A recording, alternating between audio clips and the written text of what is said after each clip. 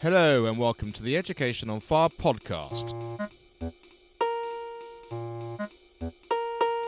The place where we share creative and inspiring learning in our schools.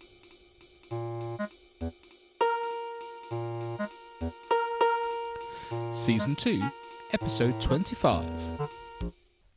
Hello and welcome back to the Education on Fire podcast with me, Mark Taylor. Today I'm delighted to be joined by Mark Walker.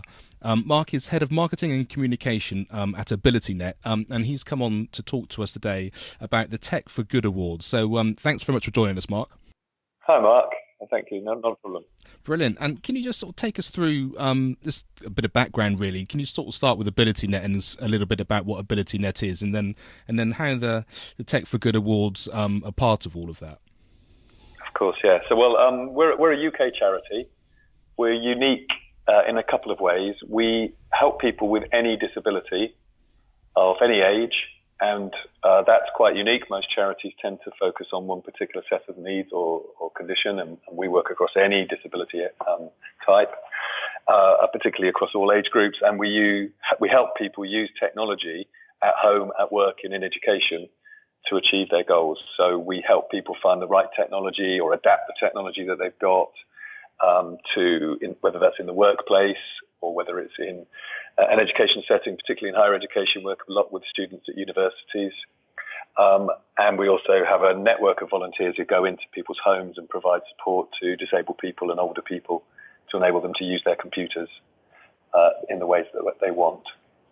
So very much about how technology can be used by people with disabilities and older people, and in particular, mainstream technology, much more than specialist technology. That's a big shift that's happened in the last few years, really. We're often showing people things that are built into the computers that they've already got. And a really good example of that helps you understand what we do is that most computers these days that you buy off the shelf enable you to speak to them, to control them. So there are a number of reasons why you might want to do that. One person may not be able to see very well, for example, and finds it easier to speak to the screen rather than finding the keys and tapping away. Some people may not have full use of their hands or their limbs for lots of different reasons, but for example, because of Parkinson's, they may find it hard to hit the right key. Again, they could be speaking to their computer. Or somebody with dyslexia who's challenged in terms of doing spelling and comprehension when they're writing, they find it much easier to speak to the computer and use the built-in functionality. In most technologies that are in front of people, there's probably something they can speak to, at least at the level of just dictating, which came free in the machine that they have. And so we work from that level up to very specialist and very highly bespoke technologies, but mostly day-to-day technologies that help people out. So it really is just a question of informing people probably what they already have access to, but just aren't fully aware of how it works, I guess. Yes, I think so. It's important to say that the setting is the thing in the task that you're trying to achieve. So we do one-to-one assessments with people in the workplace because it very much depends on the nature of the space they're working in, the tasks that they've been given, the nature of their role. The nature of their condition or the disability or impairment may be that it's changing. It could be that they have grown accustomed to using particular pieces of technology, but that new technology is now available and they want to know how to use that to make them more productive. So you're starting with what are you trying to do and how you're trying to do it, and then the technology is part of the answer in the sense of working with the individual. Oh, that's fantastic. So I guess for any teachers and schools listening, if they have people with disability, actually going to visit your website or getting in contact with you might actually be a good place to support them, because there may well be things that they can help to offer their students that they may not have come aware of, which actually would make their life much easier within their sort of school environment. I think so. When we don't have a specialist schools service, it's something that was being resourced, because we're a charity, it was something that was being resourced in the past that's not so heavily resourced now. But we do have a huge amount of information about a whole range of technologies that can be used by people in all sorts of settings.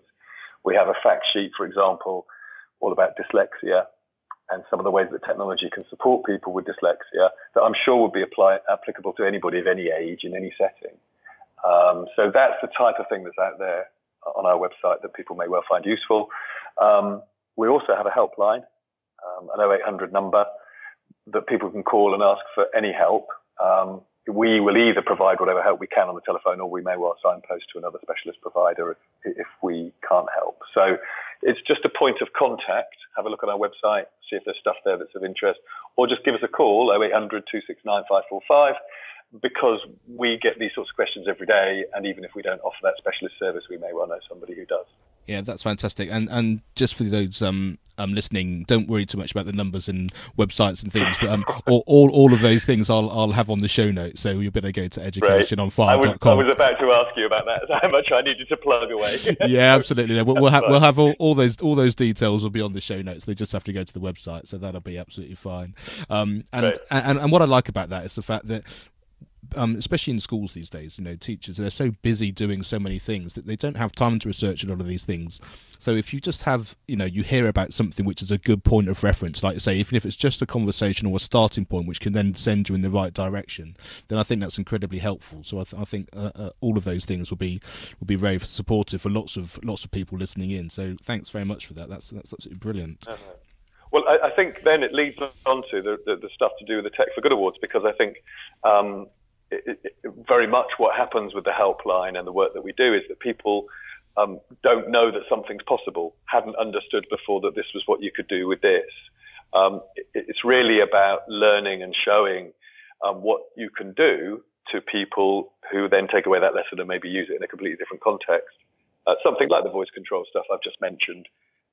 We recommend that an awful lot, and yet I would say the majority of people don't realise how much that's already available to them. And what we're trying to do with the awards is a very similar thing, is a much broader level, is saying, look at this amazing stuff that technology can do to make the world a better place. Look at these amazing people who are doing incredible things. Clearly our winners are important. We want to celebrate their success. But a huge part of what we're doing is trying to connect people together and say, well, if this stuff works over here, maybe it'll work for you over here. Did you know you could do this? And maybe you could use some of that in your own context. There's a very broad church, and a very top-level picture is just looking at what can be done and celebrating the way in which it's being used. Fantastic. And so the awards are part of AbilityNet. It's your awards which have started. And I believe they've been going for sort of 6 years or so now, haven't they? So so how did they get going? What was sort of the inspiration for it? Well, I think I was working in a similar way to the way that AbilityNet still works, in our own patch. But I could see that technology in particular was becoming hugely empowering across a whole different range of social sort of outcomes. And so we started connecting it with partners. One organization that we've remained connected to, now called the Good Things Foundation, they run community centers and digital skills programs across the UK, across a whole range of different adult groups and not just disabled people. And so we were working closely with them. And there were other organizations like the Media Trust who provide support to the use of technology in the sense of media production and broadcasting. So we had relationships with people, but we didn't have any connection, any way of joining up what we were doing. And we were also closely working with BT, and BT sort of jumped in with this really from the start and have helped shape it enormously over the last 6 years, because they've given us a huge boost in terms of providing us with resources to host events when we run them. But they're also very interested in what we're doing. They touch lots of different areas of people's lives in terms of their technology. And so they're very interested in sharing that knowledge and connecting into all sorts of different uses of technology. So that partnership has emerged out of that sort of picture, is what can we do amongst us to show the whole picture rather than just our own parts. That's really the broad sort of idea. I see, and so that you've got different categories, and so it's not just particularly for schools, because there's a category, as you said, related to BT, which is sort of for school age people, but also across the population and across society, really. So just take us through a little bit of some of those different the different sections and different categories that people can be involved in, and then specifically how it sort of targets schools as well. Well, we have anybody can enter from any type of organisation. It's not a charity thing. It's not a business thing. It's not a school thing. It's not a government thing. It's not an individual's thing. It really is as broad as it can be. People have to have a base in the UK. We've had lots of interest from people entering outside the UK, but we keep it currently within that, although I'll come back in a minute to how that's changing. But we're therefore looking across an incredible spread of organisations that may be using technology in ways that are interesting or benefiting other people. Businesses may well be doing something innovative, which, although there's a business benefit to them, has other community benefits. We have Barclays was a winner. You may remember when they launched talking cash machines. They ran some ads about them on the TV.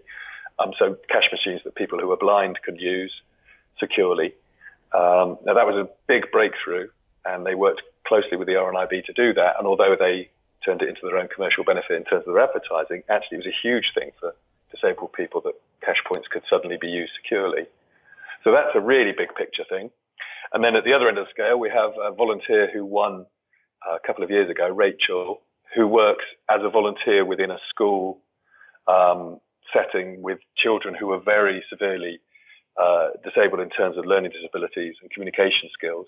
And she created what she calls musical custard, which is it's a bowl of custard with a computer sitting underneath it, and the computer knows when you've stuck your finger in the custard and plays a tune. Brilliant. So it encouraged the children to communicate, or simply to at least touch things. One of the examples she gives is of a child who previously wouldn't touch things, and being fascinated by the idea of getting this tune going every time they put the finger in the custard. And at the really most simple level, just being encouraged to communicate through the use of this computerized custard that she created. That's a fantastic idea. I mean, it was stunning. And when you see her sort of demonstrate this, it's so powerful and so simplistic in the sense of how it's presented. The technology is actually pretty clever that she's invented, but it's not presented that way. It's a bowl with some custard in it, and yes, put your finger in it, and some music plays. And so you've got Barclays at one end and someone like Rachel at the other, and all points in between. Really, we have I'll just run briefly through the categories for this year to give you a sense of the scope of what we're doing. An accessibility award, that's the one that we have most association with. That's in terms of disabled people using technology to change their lives. Last year's winner has invented quite a techie thing, but a way in which interior navigation systems will share information to blind people through your smartphone. It's a whole platform for internal beacon systems. So when somebody's outside, they can use their phone and GPS to use Google Maps or something to navigate the space, and it will talk to them. In indoor spaces, that doesn't work. And so they've created a parallel system, which has been piloted with the Transport for London underground network. So, that's quite a significant technical proposition that just breaking into the marketplace now, and very interesting, exciting sort of opportunities there.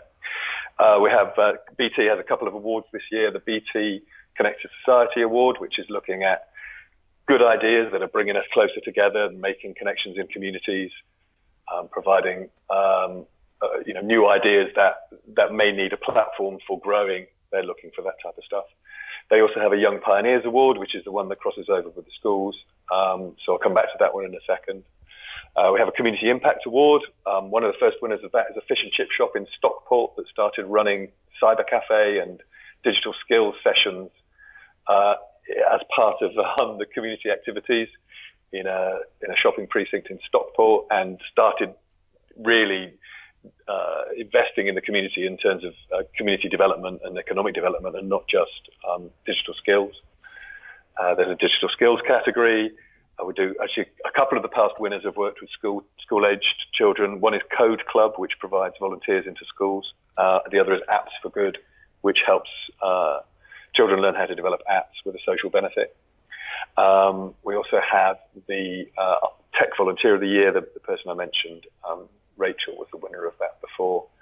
And this year we have a new award, which is the Comic Relief Tech4Good for Africa Award, which is very exciting for us for two reasons. One is because we're working with Comic Relief, and they have a whole Tech4Good funding program, which is how we connected up with them. But they're Comic Relief, so for us that's a massive household name, and all of the connections that we get from working with those guys. Yeah, for sure. But they also invest heavily in Africa in terms of their resources the charitable funding that they use, and they have a program within that around technology in Africa. So this is the first time that people can apply nominate themselves for that award from outside the UK. So they're connecting in with their international network of agencies to look at the best examples of how tech is helping people in sub-Saharan Africa. I think that's a new one for us this year. I don't quite know how that's going to change what we do, but that's stepping out into the big wide world for us. And that's often it, isn't it? It's step by step and following your nose, isn't it? As things develop and opportunities arise, then you just go with it and see where it goes. And like I say, if it just suddenly opens up, takes you from the UK into the rest of the world and Africa, then that certainly is a very exciting prospect. Yeah. Well, and I think that coming back round to the young pioneers and the sort of discussion about working with school-age children, for us, it's a little bit of a challenge. It's difficult to reach people, to be honest. It's one of the reasons we're talking about it here, I think, is because very often people won't know from within the education networks that this sort of award is out there. But we've found some fantastic examples of young people who are doing things in school settings. Last year's finalists included a group of young people who made an app. I think they're probably an Apps for Good, part of the Apps for Good program, that built an app for people with dementia. There is a group of children who built something called eWater Pay, which is an SMS-based micro-payment system for water that's used in Africa. Now, actually, they could potentially win the Tech4Good for Africa award this year if they entered. So you can see the crossover there. Sure, yeah. And then Arnav, who I believe you've spoken to, and it's just a fantastic example of finding a young person who's really active and incredibly socially oriented in terms of his tech skills. He created an application called the Asthma Pi. He took a Raspberry Pi and turned it into an asthma diagnosis machine and offered all sorts of advice to people because he knew some people with asthma and he wanted to help them.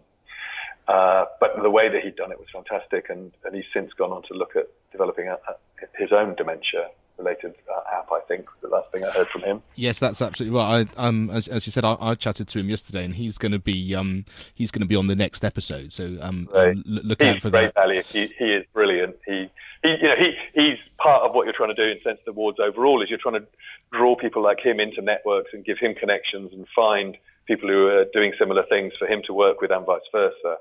Although we celebrate our winners, I think there's a huge part of what we're doing, which is about networking, connecting people up, joining them together. We put a lot of time into bringing people together and giving them the support that we can. BT in particular has provided some support. I think they arranged for the winners. The eWater Pay crew went to EE and met the head of marketing there to talk about how they could be promoting their product via BT support. So, lots of hands-on support and sort of proactive extras that people can get once they're part of our network that really demonstrates what we're trying to achieve, I think. And that's really important. And the one thing that I found on the Educational File podcast, I mean, this is season 2, which is all tech and computing and related things.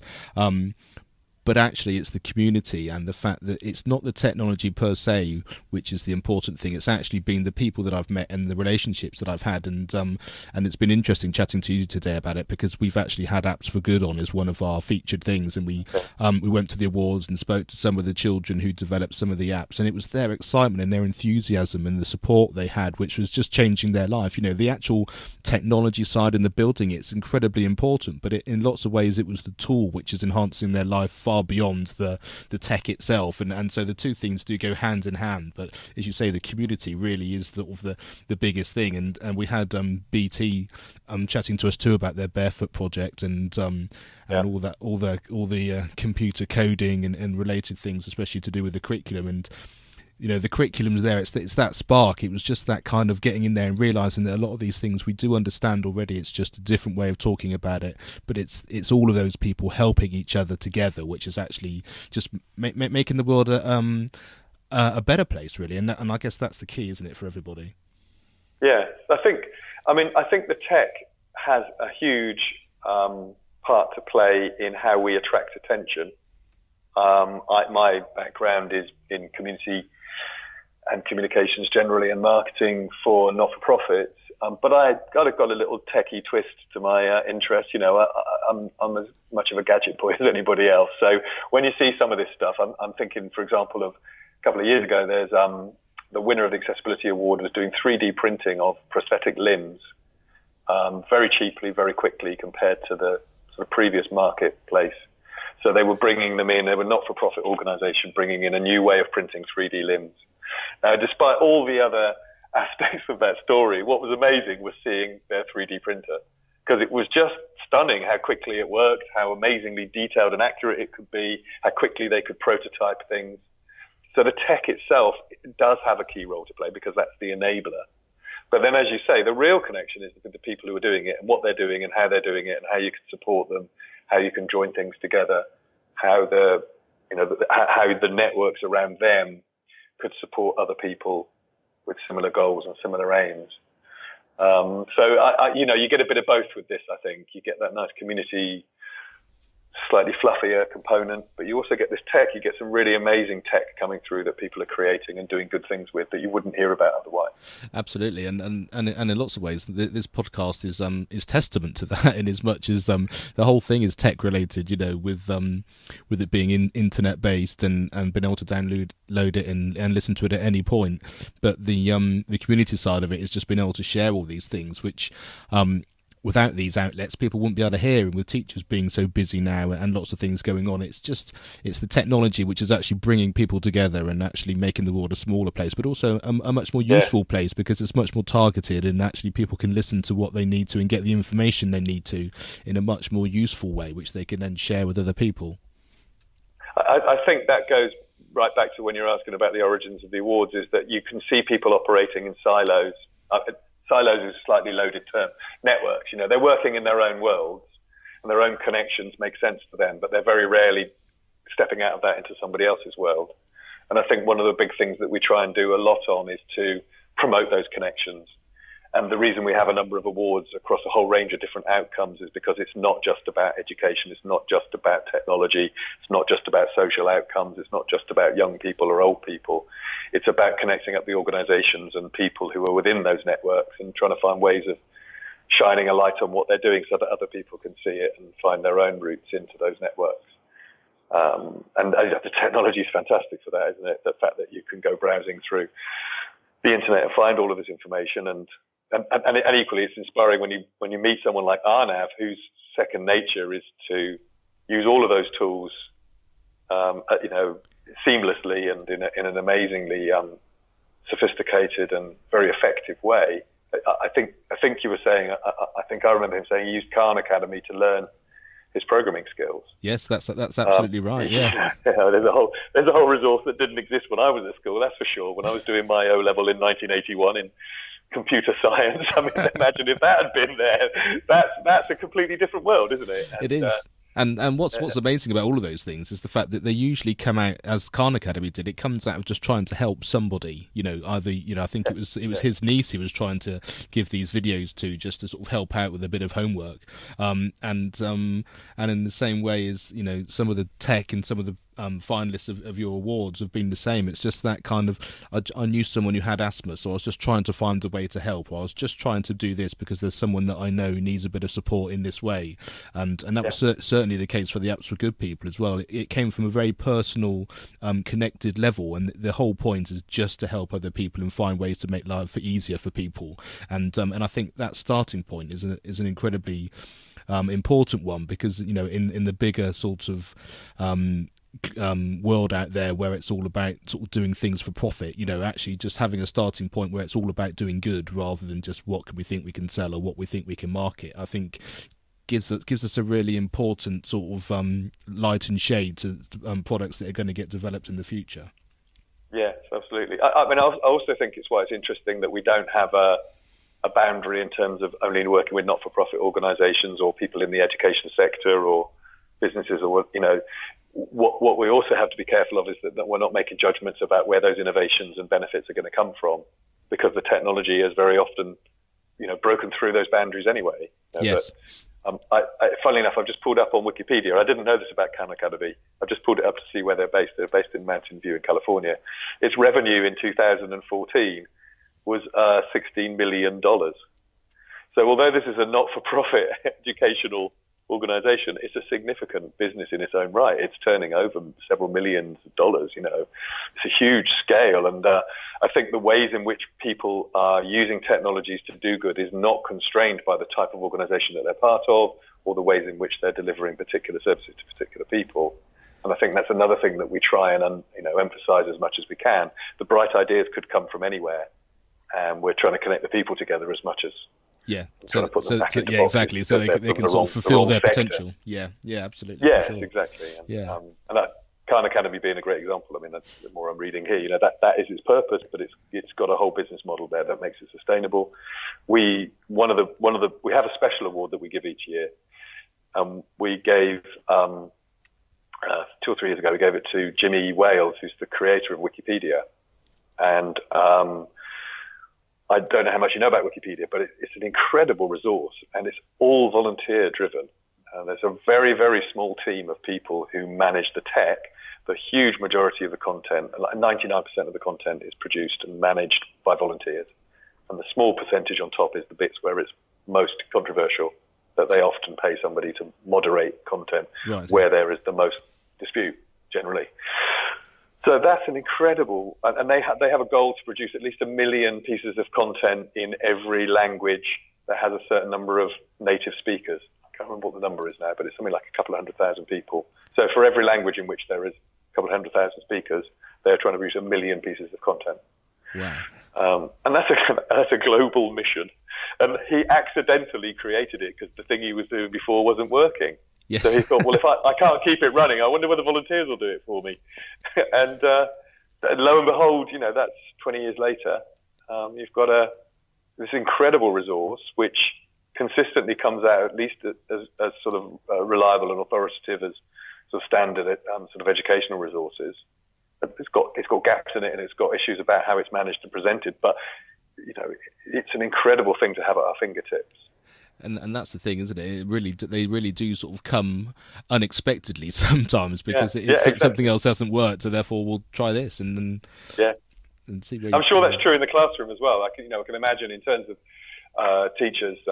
We were both saying that we've got 9-year-old children, in primary school age education, and you can see that the happenstance and the accidental learning is as important as the structured curriculum-oriented stuff in terms of not just technology, but any learning, that you don't quite know where your child is going to pick up the next lesson from. Sadly, an awful lot of it at the moment is probably from YouTube, because that's the main thing that he consumes. I don't know what. Yeah, absolutely. It's the first start. It's the first place to sort of call for anything, isn't it? But you're right. It's having that freedom and that understanding that it's not about failing. It's about finding ways of doing whatever it is that you want to do. So as long as you've got an aim of what you're trying to achieve, you just find out which way works, and you may well go through many ways to get there, but that's part of the process. It's not about failing and being successful. It's just about the process, and I think that's a really key thing to do. And I think the awards and like I say, the community that builds with that, I think that's such a great thing, because it sort of emphasizes the sense that you see so many people in so many different backgrounds and so many different resources, and they've all been through that process. And the more people you then connect with, the more people you speak with, the more you understand that that's part and parcel of the way life is, and the way organisations grow, and the way ideas come through, and then it's very exciting because you're on a win-win, because you can't fail, you can only succeed, or you can just keep plodding along doing what you want to do, and sooner or later, whether it's the thing you were expecting to create, or whether it's something like you say that comes slightly left field because what you were doing wasn't seem to be working, it gets you there in the end, whatever that happens to be. Yeah, and I think that's why when you're sitting in the room with the finalists being announced, we do that in July this year. We've done that in July for the last 6 years. So we have probably at that stage 30. Each category probably has 3 or 4 finalists, depending on how we've shortlisted them. I think last year they all had 4, so there were 28 finalists to run through, and they're all telling their story very briefly. They've been introduced from the stage, and no more than a couple of 3 or 4 sentences each. I know that because I have to write those as part of the script. You're trying to capture that moment for them, which differentiates, okay, we were trying to do this, and then we found we could do it this way. And it really captures that thing you've just said, I think, about how where you're clear about what the problem is, but you're not necessarily sure where the solution is going to be. And the technology is a key to the change, but the change is that you're now doing something that you weren't able to do before. And those stories really come to life when you hear them sort of back to back over that 2 or 3 hours, and you see the amazing sort of differences in the way people are doing things and what they're doing with all the different technologies around us. It's so diverse and it's so fascinating, simply because it's driven by them, not by the technology. Yeah, it sounds fantastic. So just to finish off, then, anyone who's out there listening who wants to get involved, that if they've got students they want to be part of sort of the Young Pioneers side of it for their children, what are the things they need to know? I guess first of all the website to go to, and then any idea of deadlines and things that need to be achieved in order to be part of this year's awards. So the first part of it is that all of the information is at tech4goodawards.com, tech, T-E-C-H, 4, good, awards.com. That's the homepage for the awards generally, and on there is some information about how to enter. For this particular award, as with the others, you enter online. Probably from the point of view of involving the young people themselves, they can write this themselves, or you can nominate them and put their details in. And obviously in this area, we're obviously concerned about safety issues anyway, so we might well ask an adult to be involved in the process. If the young people want to enter themselves, we would still come back round to engage with either parents or teachers if that was appropriate. The young people are telling us the idea that they're working on. That's the point of the nominations process. So we'll ask them some questions about why are they doing it? What are they hoping to achieve? Why should they win? What's particularly special or unique about what they're doing in terms of their own work? And they then submit that. We had about 250 entries for all of our awards last year. I think the young people's category had 20 or 30 probably. And so somebody then sits down and goes through the entries and tries to pick out the best examples in their view. So that's when we work with BT in terms of some specialist knowledge, and find a short list of, I think we had 4 last year, short list of 4 young people or groups of young people. The judges then, we have a panel of judges who choose all the winners. So they are specialists in different fields, but once again, to emphasize that sort of collective networking part of what we do, they will then choose the winners in each of the categories. So the 4 shortlisted finalists will be put to the whole judging panel, and the judging panel will choose a winner, and that winner will then be announced in July in our Tech4Good Awards ceremony in BT Centre in St Paul's. There's one other bit to the process which I think is worth mentioning, because certainly this is something that Arnav was talking to me about when I saw him most recently. All of the finalists, once we know who they are, that gets announced in the middle of May. So the entry deadline is the 8th of May, so a good couple of weeks still from now. We then, once we know who the finalists are, we invite them to a special event at the BT Tower. And I don't know whether you've been at BT Tower, Mark, but it's absolutely brilliant. It is. I've been very fortunate. I've been there on a few occasions now with part of the tech literacy. Yeah, it's an amazing thing. And that's just, I mean, if nothing else, it's one of the reasons people should enter, I think, because there's a chance to go up BT Tower. Because not only do you get to go to the tower, but you get to meet all the other finalists, and that's part of that networking thing. We've introduced this event in the last couple of years. I think we're on to the 4th or 5th time that we've run this now, because we realised we wanted to offer something really special to the finalists before it turned into the winners and all the other typical stuff that comes with an awards ceremony. We've really worked hard at networking people together, joining them up and connecting them. We do speed networking. We give them extra advice and support around what they're doing with their work through the specialists that we bring in to the networking event as well.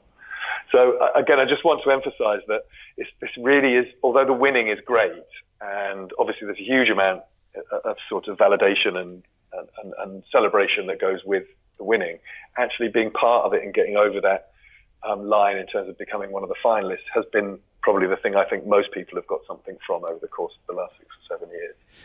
I think that's absolutely true, and I think also if you tune in for the next episode when I have my interview with Arnav, you'll hear from listening to him, and he's only 10 years old now, and he was 8 and 9 when he was developing his product and then being part of the whole awards thing. It's actually the confidence it's giving him, and the communication skills and the understanding of socializing with everybody and it being part of a community, and I think that really comes across in that interview. So I think that really supports exactly what you've just been saying. Yeah, I think he's a great example. But equally, the three young men who came in from the Water Pay were saying exactly the same thing. And they were the ones that won.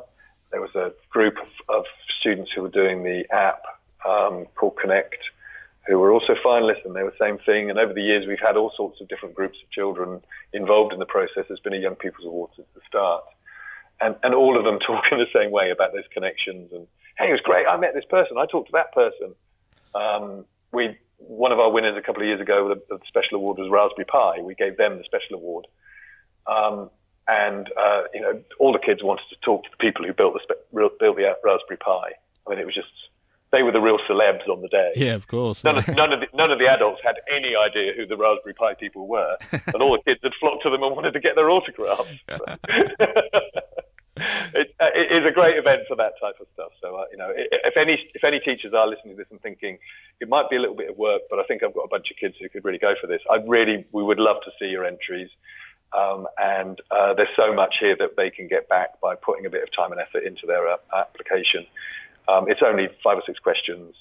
It will take them a little bit of work because we don't want, we've got to get information that we can actually judge the entry on. But they're not trick questions. They just need to know what they're doing and why they think it's special. So fantastic! It sounds like such a brilliant thing, and I look forward to hearing more and finding out the winners of this year's award and following that up. And I do also know that you have a podcast, don't you, which covers some of the awards as well. So if people want to tune in, they can actually listen and find out exactly what goes on later on in the awards. Is that right? Yes, and it might well be that we'll do a Young People special at some point. It's a great way for us to share stories. I mean, Arnav is an obvious subject for. He was featured in the last podcast, which we talked about digital health. He was talking about digital health with a man from hospital in South Devon that had won the Digital Health Award last year. They invented a touchscreen dashboard system for that they call My Ward, which enables people to keep track of the patients in a particular ward and their needs, and for the nurses to have a more sort of up-to-date system for doing that.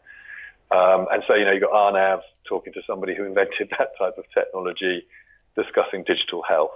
And that is it. I've listened to that one a couple of times recently. Yeah, that's amazing. And you can listen to that through the website as well. So there's a podcast button on our website. Yeah, absolutely. Great. So if you need to find out any more, if you go to educationonfire.com and go onto the show page, we'll make sure we've got all these links to the website and the phone number that was there as well, and the podcast and all that stuff, so that you've got easy access to everything in terms of listening to it. And as we said, the deadline is the 8th of May, so you've got a couple of weeks to get all that together and get yourself sorted for those sorts of things. And it's been great chatting to you, Mark. Thanks so much for coming on and telling us all about it. It sounds like a really, really exciting thing, and it sounds like you're getting lots of people inspired, and tech is just such a great thing, as we've been discussing over the last half an hour or so.